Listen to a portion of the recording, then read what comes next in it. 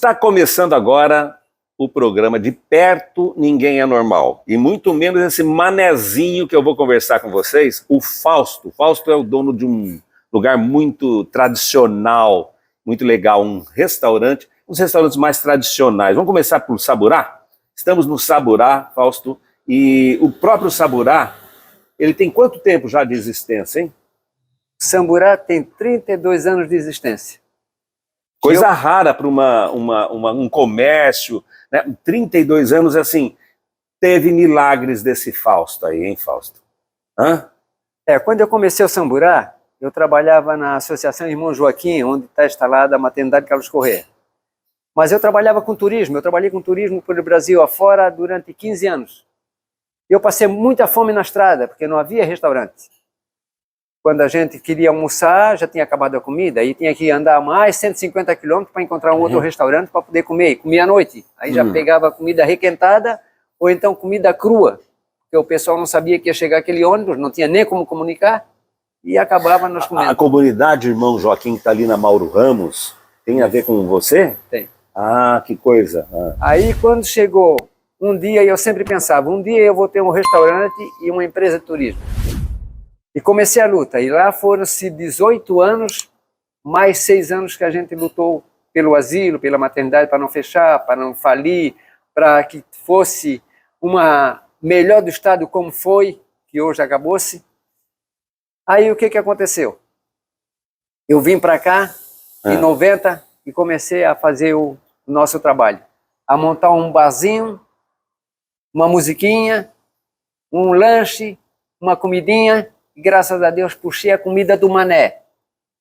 Todo mundo fala em comida portuguesa, não é comida portuguesa, é a comida do manezinho da ilha mesmo, é aquela nossa comida. O Mané, comida. ele não é meio açoriano, o Mané? Não, o Mané é daqui da ilha. O Mané não tem nada português. Português até acha ruim quando a gente chama-se de Mané. Por exemplo, nós estamos aqui, ó, num lugar, né, tem engenho aqui e tudo, e isso aqui era um engenho de verdade ou você foi montando como uma espécie de museu? Não, isso aqui a gente montou um engenho de verdade. Funcionando? Funcionando, e funcionou muitas vezes. Aqui eu fiz cachaça, aqui eu fiz guarapa, melado, açúcar, muita mandioca, muita farinha a gente fez aqui, entende? Hoje, com essas novas leis que a prefeitura está fazendo, que não pode mais cangar um boi no engenho, é que a gente está respeitando para não estar o pessoal do restaurante, que judiaria, o animal está ali, porque não sei o que, então a gente evita. Então a gente faz só no do meu pai, onde faz a procissão da festa do Divino, a carreata de carro de boi, e é ali que se faz a festa. Quando chegou um belo dia, eu, depois de fazer o restaurante, montei a empresa de ônibus. Então, graças a Deus, dentro desses 32 anos, eu tenho a empresa Turismo Transguará, e tenho também o restaurante Saburá, onde toca eu, meus 2 filhos, a minha filha, a minha mulher, e os sobrinhos, e alguns pessoas da comunidade que vêm trabalhar aqui comigo. Ou seja, vira um negócio de família. Vira um negócio de família. Agora, vamos lá. Ó. Por várias vezes que eu estive aqui contigo, e aí respaldado por uma pessoa que indicou, que é o nosso colaborador, sempre está com a gente, colaborando, já foi até entrevistado De Perto Ninguém é Normal, o professor Edmundo Arruda, ele salientou a questão da cultura local, né? Que muitos de nós que vivemos aqui, nós não conhecemos a cultura do nosso manezinho, do verdadeiro manezinho, né? Então, você é nascido aonde, Fausto? Eu nasci aqui neste terreno onde eu estou, naquela casa antiga ali de 1800, só que eu não nasci dentro de casa. Eu nasci na rua, 4 horas da manhã, do dia 16 de julho de 1950. Como é que é isso, na rua? Você estava lá do lado dos irmãos, lá na Mauro Ramos, que tem uma maternidade, você foi nascer na rua? Eu nasci na rua, porque o meu pai estava fazendo farinha, e era 4 horas da manhã, minha mãe se levantou com ele para fazer o café. Enquanto ele veio cá aquecer o corpo, o boi, para botar no engenho, a minha mãe estava fazendo café, sentiu vontade de fazer xixi, foi no lado da casa, do lado de lá, e ali eu nasci. Pariu. Aconteceu que no meio tinha uma batateira, com um monte de formiga miúda, dessa formiga que faz o ninho, e aí me despenquei, caí no monte daquela formigueira. E ela começava a gritar pelo meu pai, Agenor, Agenor, Agenor, por favor, vem cá. E ele gritava, Iracema, vem aqui me ajudar a tocar o boi, Iracema, vem cá. E neste momento ele saiu zangado daqui para pegar minha mãe, chegou lá, escutou ela berrando, foi lá. estava caindo uma chuvinha miúda, de madrugada. Aí quando ele viu, pegou a criança, trouxe, botou em cima da mesa da cozinha, correu ali em Cacupé, pegou a falecida Biloca, que só tinha um dente só na boca, e A parteira? a parteira, um galho de arruda na orelha, e trouxe ali, deu um banho mais ou menos, porque era noite, não tinha eletricidade, era com boca de querosene. Quando chegou de manhã cedo, eu nasci desse tamanho, já estava desse tamanho, todo inchado porque as formigas tinham me pegado. Aí é que ela percebeu que não, atrás da orelha, dentro do ouvido, na virilha, debaixo do sovaco, na língua, era só formiga. Aí me deu um banho legal e eu fui lavado por muitos anos com folha de anugueira e folha de ameixeira, para poder passar aquela coisa ruim que ele deixou no corpo, aquele calombo. E eu tive muito tempo ferida nas pernas, até ficar jovem, e depois, graças a Deus, hoje passou tudo. Hoje, aos 73 anos de idade, eu sinto saudade do meu pai, da minha mãe, da educação que eu tive, de bem manezinho, mas agradeço a natureza de ter me acolhido em cima de um monte de formiga. Estou aqui. Olha só, que começa já com o pai mexendo com engenho, né? Então você tem uma influência do campo, da tradição daqui desde pequenininho. Desde pequeno. Né? Foi para a escola? Sim. Mas onde que tinha escola? Nós estamos aqui nós tínhamos a escola estadual Alcides Goulart aqui em Santo Antônio de Lisboa. Hoje não existe mais. E você ia para lá todo dia? E lá dia? a gente foi. E chegou em 64, eu tinha a vocação de ser padre, o Frei Alberto me levou para o seminário, e eu fiquei lá no seminário 9 anos, depois voltei para cá porque meus pais adoeceram, eu tive que cuidar deles, eram 14 irmãos, mas o responsável era eu. Aí acabei não indo mais para o seminário e fiquei aqui na diretoria da igreja. De perto ninguém é normal, nem o Fausto, que fugiu do seminário aí, ó, e está aqui, ó, fazendo tradição na cidade. Fausto, vamos caminhar. Eu mostrei a Iracema agora há pouco, a canoa, né, com o nome Iracema. Então, é uma homenagem à sua mãe. Vamos começar falando daquelas canoas. Essas canoas que o pessoal está vendo aí na transmissão, elas têm uma data. O que está mostrando ali? Aquelas datas ali são a data da construção nelas, que a gente fala que foi cavada naquela data. Com enxoguiva, né? Uma canoa daquela leva 6 meses para ser feita, porque ela tem que ser temperada na água salgada durante a noite, depois puxa para a praia e cava durante o dia, que é para não rachar. Tá vendo? Ó, são todas coloridas, né? Então é uma parte da nossa tradição, esse tipo de canoa aqui na nossa orla, né, nas nossas praias aqui na região, é isso? Isso aí. Agora, o Fausto chegou a ser pescador? Sim. Muitas vezes eu fui naquela canoa branca que está escrito Esplanada lá, e o nome do meu pai, Agenor José de Andrade. Agenor, tá lá a Iracema e está o Agenor sendo homenageado, tá? Muitas vezes eu embarquei naquela canoa com meus irmãos para ir para o mar buscar o conduto, o sustento para o anoitecer e durante o dia. Que naquela época o almoço era feito meio-dia e o jantar era noite. Hoje é invertido. Desculpa. O jantar era feito o meio-dia e a ceia à noite. Como é que é isso? E hoje é diferente. Porque a gente, quando nasceu aqui naquela época de 1950, 40, até 60, de manhã cedo se almoçava, tomava um café com peixe frito, um lote de café. Café com peixe frito. Café com peixe frito. Um lote de café com pirão, que era o pirão de café. Um peixe frito ou peixe assado, caía sardinha, manjuva, ou parati, ou tanhoto. E chegava ao meio-dia, então era janta. Aí se jantava ao meio-dia, um pirão de feijão ou um pirão d'água. Uma muqueca de peixe, um ensopado, uma caldeirada, ou um caldo de tainha. E quando chegava à noite não tinha hora, aí era a ceia. Aí a ceia também era reforçada. Era um pirão de feijão, um pirão d'água, ou um caldo de peixe, ou uma muqueca. Entende? Não existia comida leve, era só comida pesada, porque a gente trabalhava na roça, trabalhava no mar e tinha que ter energia. Tinha que ter sustento para poder dar conta, né? Mas olha que a primeira vez que eu vejo essa colocação, né? O alimento da manhã era o mais importante e talvez melhor para a saúde, se alimentar mais de manhã do que de noite, isso, né? E ficou só para a noite a ceia, então o jantar ficou ao meio-dia. Bom, nós temos muita história para contar. Você é uma enciclopédia que precisava até desse nosso encontro aqui, também para registrar a cultura local. O manezinho é diferente dos outras pessoas na região do país, ou seja, o que tem de característica do manezinho? Como é que você pode dizer assim, não, ele é manezinho?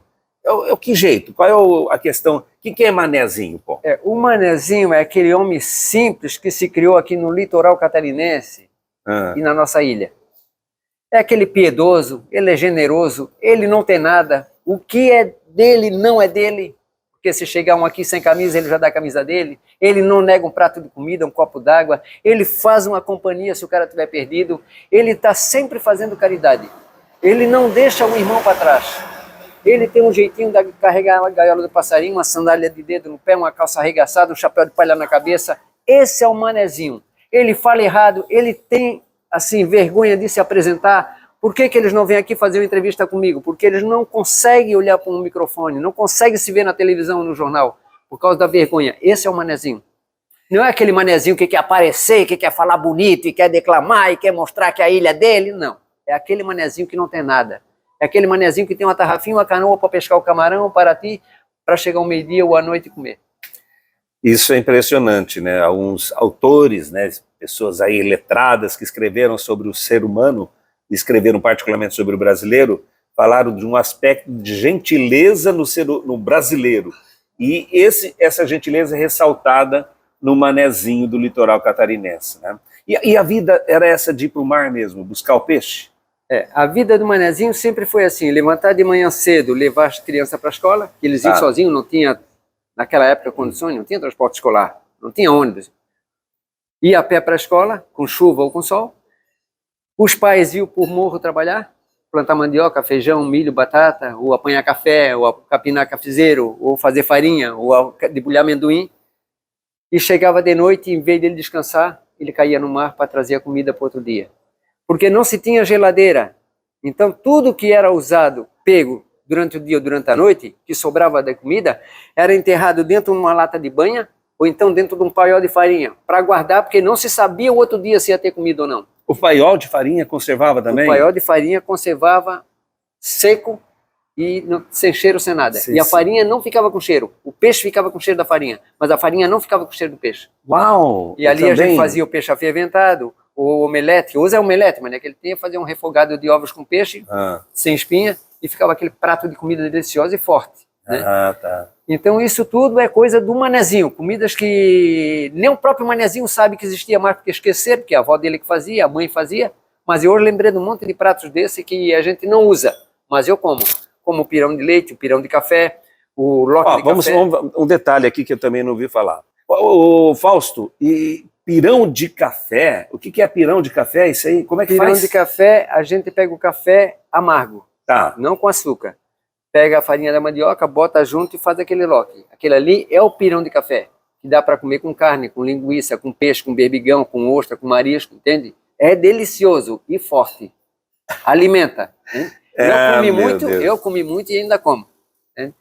E depois também é um pirão branco, que é o pirão de nalho, é um tipo, o pirão de branco é outro tipo, o pirão de jacuva é outro tipo e o pirão de pinto é outro tipo. Tudo com farinha de mandioca e água. Mas conforme o jeito que ele fica, ele tem um nome.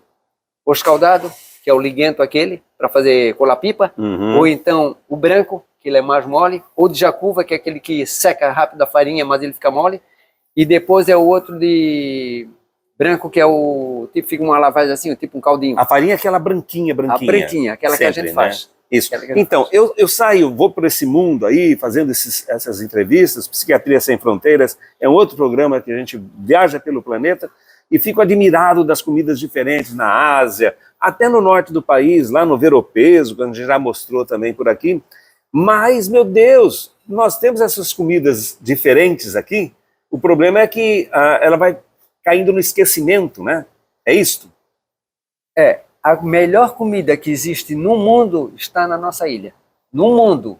Porque ela tem muita proteína, ela é rica de tudo, ela alimenta, ela tem muita energia e a gente não dá valor. Porque o boi hoje está medicado, o porco está medicado, o frango está medicado, estamos comendo hormônio. Mas o peixe, o que é do mar, não está nada medicado. Está preservado. Esse aí é o que alimenta. Aí com pirão de feijão, pirão de café, o pirão de leite, o pirão de água, essa alimentação que não dá doença nenhuma. Então o cara não tem problema com Alzheimer, né, com câncer, né, com esquecimento de coisas que às vezes a gente faz de manhã cedo, não se lembra mais do meio-dia. Isso tudo são coisas que o alimento vem para o cérebro, para o cabelo, para a pele, os ossos, entende? O dono do restaurante Samburá, né, o Fausto, a enciclopédia da cultura aí nossa da litorânea, do manezinho, atrás de você aqui tem um altar. Eu sei que você é uma pessoa ligada à religião. Você é ligado a qual religião? E, de modo geral, o manezinho é ligado a qual religião, Fausto? Olha, a maioria que eu conheço são todos católicos e praticantes, e na igreja deles tem uma função. Sempre são de diretoria de igreja, ou da irmandade, ou ajuda o padre, ou são coroinha, eles estão sempre ligados. Esse é o verdadeiro manezinho, ele é religioso. Agora tem outras religiões aí que ele também frequentam, mas não deixa de ser religioso. O católico, mas a maioria, não deixam de ser católico. A maioria é católica. Então, nós fizemos um de perto ninguém é normal aqui no cemitério, aqui em Santo Antônio. Conhece aquela igreja lá, né, Santo Antônio? E você chegou a frequentar qual igreja na região? A que eu mais frequento é aquela.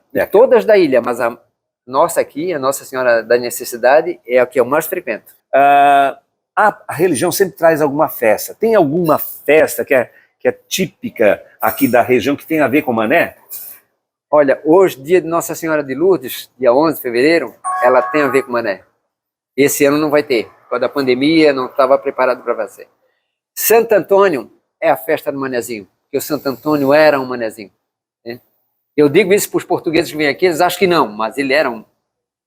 Então ele sempre tem um dom da gente rezar por ele, ele traz aquele dom gostoso do Manezinho, que ele é bem simples, bem humilde, bem querido, Manezinho. E ele é conhecido no mundo todo, Santo Antônio. As pessoas falam muito da influência dos Açores aqui, né? Sim. O jeito de falar meio rápido, um português que às vezes a gente não entende direito, meio fechado assim, que vai para o lado do francês, né? Você tem um sotaque, não exatamente aquele sotaque açoriano que a gente acha por alguns cantos, né? Você e seu pai, o seu pai e sua mãe, eles vieram assim de que área, assim? Seu pai é português? É brasileiro? É o descendente de quê? Esse Fausto, Fausto o que o teu nome? Meu nome é Fausto Andrade, e os Andrade vieram da Ilha São Miguel. Segundo os portugueses falam que tem muito Andrade lá. E a minha mãe é Rosa, veio da Ilha do Pico.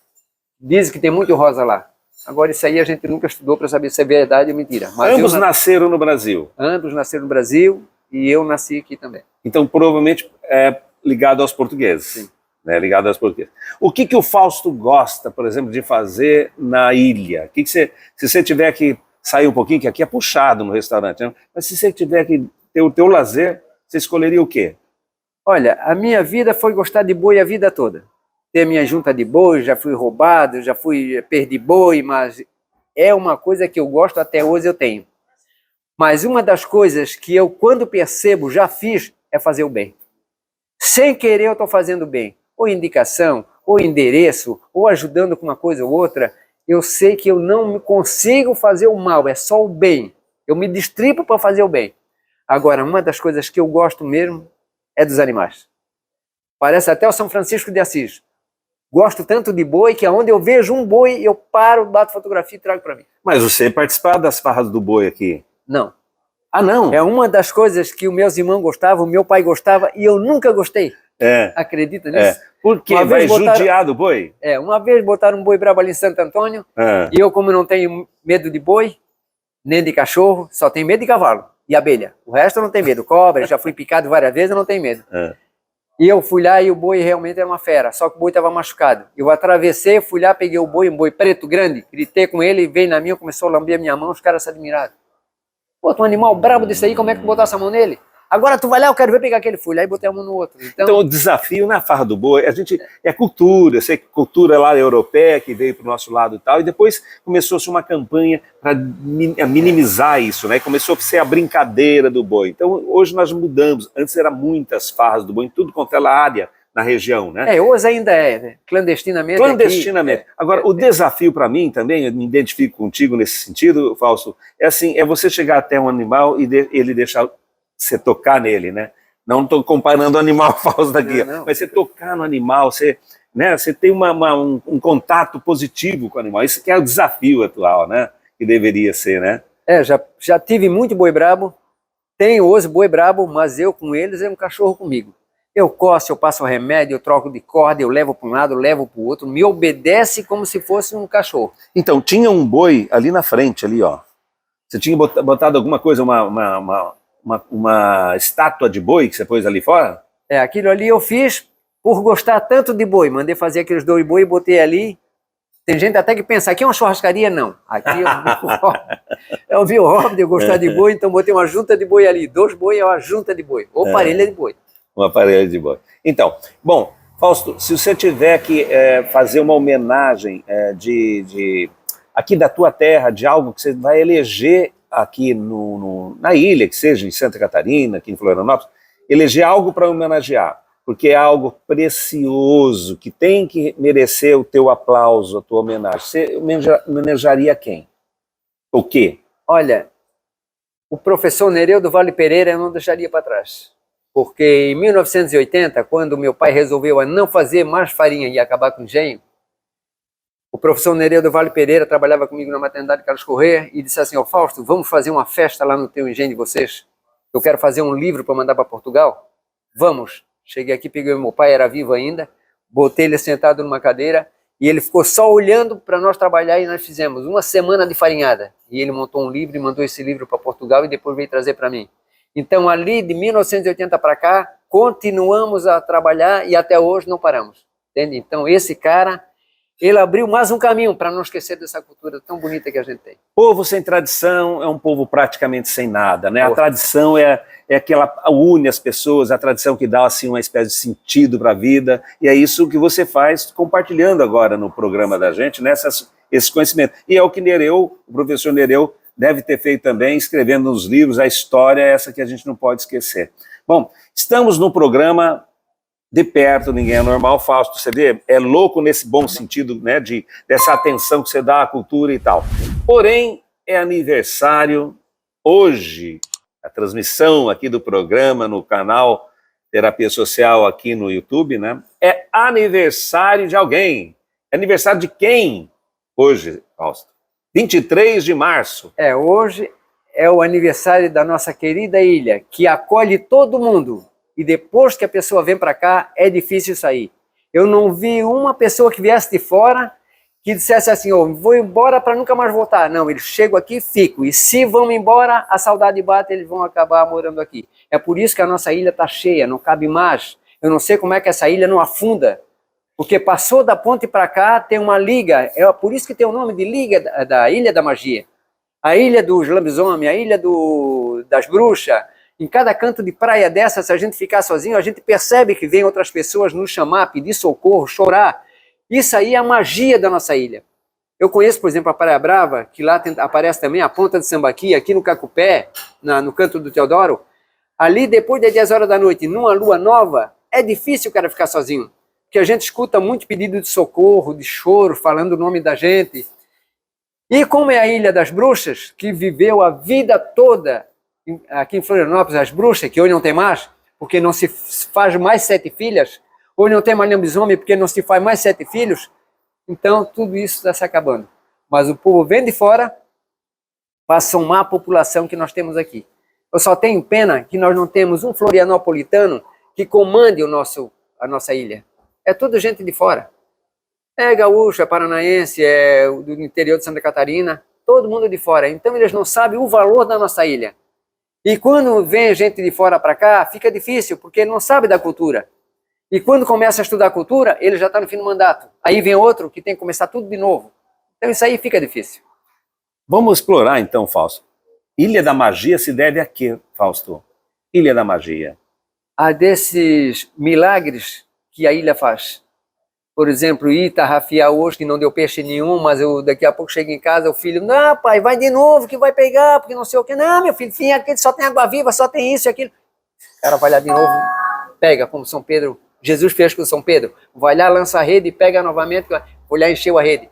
Então, esses milagres que a natureza nos oferece, ninguém entende. Nem nós pescadores entendemos, porque chegamos ali, tarrafiamos a noite toda, não pegamos nada. Chega em casa, o filho está chorando, o que quer comer, volta lá, dá uma tarrafada, pegou o peixe que podia pegar na noite toda.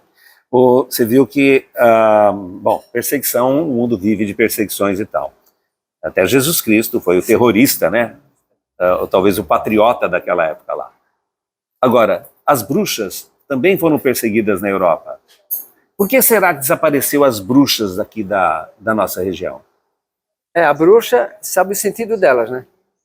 Pai que tem 7 filhas, A última dá-se o nome de Benta e é batizada pela mais velha na lua em que ela nasceu. Se batizar errado, ela não vai deixar de ser bruxa. E se trocar de nome e botar outro nome, ela também não vai deixar. Ela vai Olha ser só, bruxa. isso talvez a gente não soubesse mesmo, eu não sabia. Então, das 7 filhas, a última que vai nascer vai ser a bruxa. Vai ser bruxa. Vai ser a bruxa. E quem vai batizar essa é a primeira das 7 É a filhas. primeira das 7 filhas, a mais velha. Uau! E de lobisomem também é mais ou menos o mesmo É sistema? igualzinho. Por isso que a gente percebe, tem 6 filhas princesas, bonitonas. Aí vem uma toda movidinha, moreninha, testa curtinha, nariz bicudinho, sem queixo, miudinha, diferente das outras. Tudo é bonito. Só ela que é feia, aquela é bruxa. O homem é a mesma coisa, só que ele tem uma coisa diferente. Ele tem muito cabelo no pescoço. Ele é diferente e bem cabeludo. E geralmente ele, se a gente olhar para um porco assim ou para um cachorro, e a gente olhando para o cara, parece um cara de cachorro, um cara de macaco, um cara de porco. Ele dá uma impressão assim. E todos que nós tínhamos aqui já morreram, já foram embora. Olha só, olha a ousadia, a coragem do Fausto de, do lado de um psiquiatra, falar sobre bruxa, e talvez ele vai dizer, já viu bruxa? Eu já vi muitas, e lambisomens também. E já fui mordido por lambisomens. Tem uma marca aqui na bunda de um lambisomem que me pegou. Ele se transformou num porco preto, aqui num pasto que nós tínhamos atrás, e me pegou aqui e me deixou a marca. E o João, meu irmão, tem também, e o meu vizinho aqui, o Aldo, tem também. E nós, então, quer ver, imprensa. o mais importante é assim, ó, você acredita nessas coisas, porque você até vivenciou essas Sim. situações, né? O teu irmão também acredita, mas muitas pessoas na ilha acreditam. Eu não sei se já foi para Barra da Lagoa, lá tinha uma casa das bruxas, é o dono da Pedrita, que tinha um dia... Gil. Na década... Isso, Gil. Ah, você conhece o Gil também? Gil faleceu de câncer. Então, uma pessoa da ilha, né, ele não está me deixando mentir, na década 80, eu cheguei em Florianópolis, vindo de fora, né, e aí eu fui levado numa casa, acho que década 80 ou 90, e era uma casa que ele fazia as homenagens às bruxas, bem do lado do canal da Barra, né. Isso é o de perto, você vê, não tem, acho que talvez até de longe o Fausto também não é normal. Mas que legal, Fausto, você está aqui, né, apresentando para nós um pouquinho da nossa ilha, e é de bom tom, e é a melhor coisa que uma pessoa pode fazer quando você chega na terra do outro, né, quando você chega numa outra cultura, ao invés de você negá-la, de você, né, deixar de lado essa cultura, procurar conhecer. E com quem a gente vai conhecer muitos lugares, é conversando com os mais velhos, é conhecendo com aquele que vivenciou, né? Então, muitas coisas que eu sei da história da onde eu vim do interior de São Paulo, lá de Lins.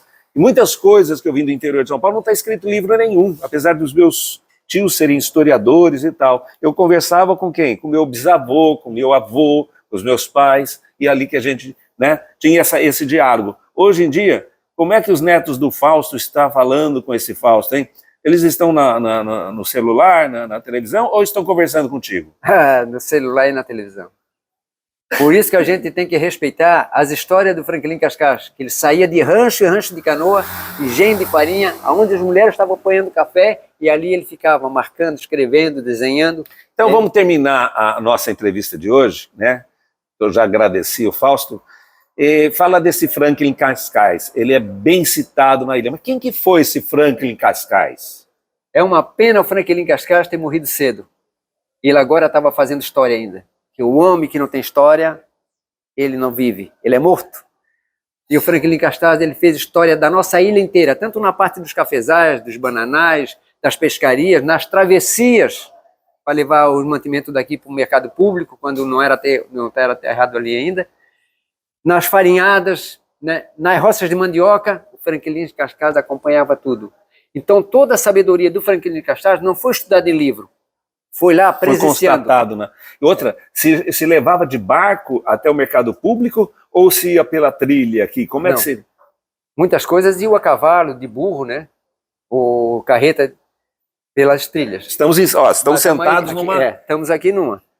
E de canoa, como a canoa lá esplanada, e outras canoas, baleeiras, tocada a gasolina, a vela, pegava tudo que a gente cultivava aqui, como farinha, aipim, batata, cenoura, café, uva, melancia, milho, botava na canoa, ia lá para a porta do mercado, que o mar batia na parede do mercado. Chegou a pegar isso, não? Não.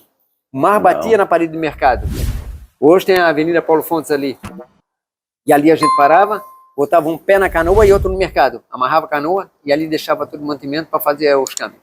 Aí trocava ali, tinha que trocar e ia embora de noite. É isso aí, o programa De Perto Ninguém é Normal vai voltar na próxima semana. Nós temos mais coisas aqui no canal Terapia Social. Grande prazer de estar contigo, Fausto. Deixa eu apertar tua mão aqui, ó.